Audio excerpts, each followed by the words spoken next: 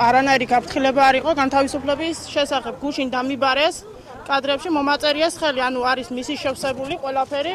დრო არის განსაზღვრული, მარტო ხელის მოწერა საბუთზე.